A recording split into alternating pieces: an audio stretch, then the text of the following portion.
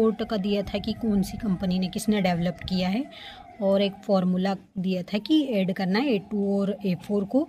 यहाँ पे A2 2 A4 नहीं लिखा था, ये तो मेरा भी गलत हो गया था। इसका आंसर आता equal to some A2 and A4।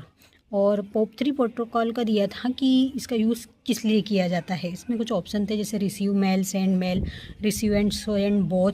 तो लास्ट ऑप्शन था या लास्ट सेकंड ऑप्शन था रिसीव मेल करके, वो आंसर होता है इसका।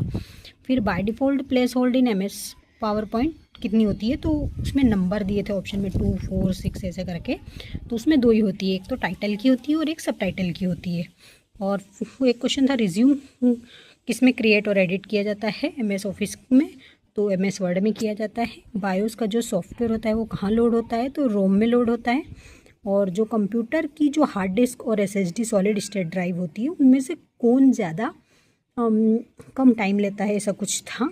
तो जो सॉलिड स्टेट ड्राइव था वो कम टाइम लेता है और हार्ड डिस्क कम ज़्यादा टाइम लेता है। और hard disk which is not operating option.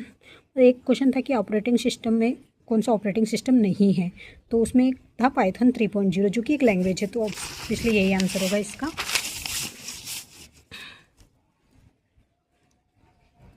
एक था रीडेबल इन्फॉर्मेशन को अनरीडेबल में कन्वर्ट करना था, तो इसमें इनक्रिप्शन आंसर आएगा।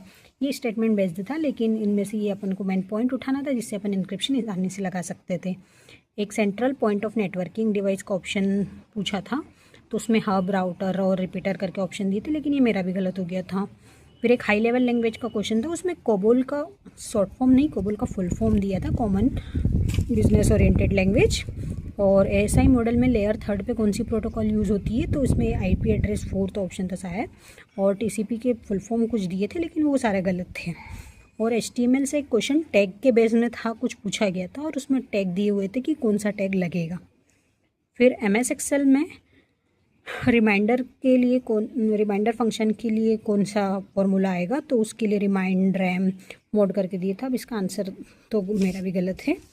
और कौन से URL का कंपोनेंट नहीं है,